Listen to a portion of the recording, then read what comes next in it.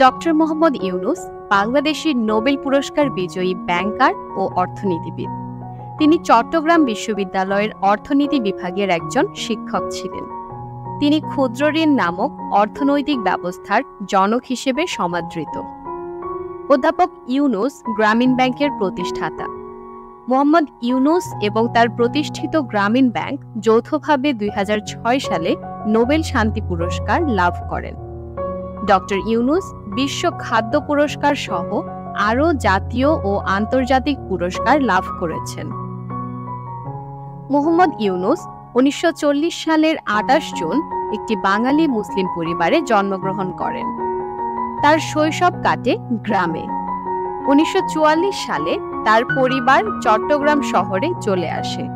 তিনি Chittagong collegiate school থেকে matriculation পরীক্ষায় উত্তীর্ণ হন এবং ১৯৫৭ সালে তিনি ঢাকা বিশ্ববিদ্যালয়ের অর্থনীতি বিভাগে ভর্তি হন। ১৯৬০ সালে বিএ এবং ১৯৬১ সালে এমএ সম্পন্ন করেন।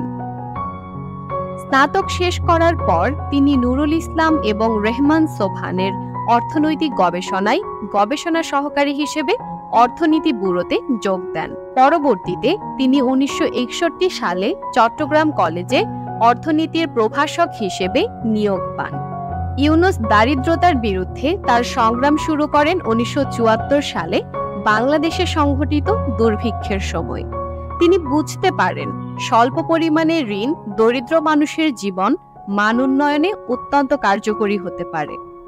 মোহাম্মদ ইউনূস ১৯৭৬ সালে গ্রামীণ ব্যাংক প্রতিষ্ঠা করেন গরিব বাংলাদেশিদের মধ্যে ঋণ দেবার জন্য। তখন থেকে গ্রামীণ ব্যাংক ৫.৩ মিলিয়ন ঋণ গ্রহীতার মধ্যে ৫.১ বিলিয়ন মার্কিন ডলার ঋণ প্রদান করে। ঋণের টাকা ফেরত নিশ্চিত করার জন্য গ্রামীণ ব্যাংক সংহতি দল পদ্ধতি ব্যবহার করে।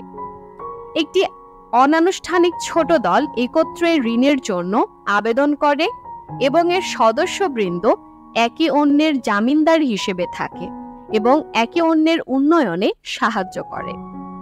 গরিবের অর্থনৈতিক উন্নয়নে গ্রামীণ ব্যাংকের সাফল্য উন্নত বিশ্ব এমনকি যুক্তরাষ্ট্র সহ অন্যান্য শিল্পোন্নত দেশসমূহকে গ্রামীণের এই মডেল ব্যবহার করতে উদ্বুদ্ধ হয়।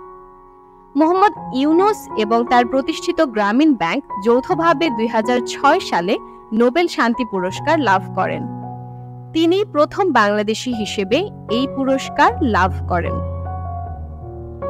১৯৭৮ সাল থেকে ২০২১ সাল পর্যন্ত ডক্টর ইউনূস জাতীয় ও আন্তর্জাতিক সহ প্রায় ১৪৫টি পুরস্কার অর্জন করেছেন।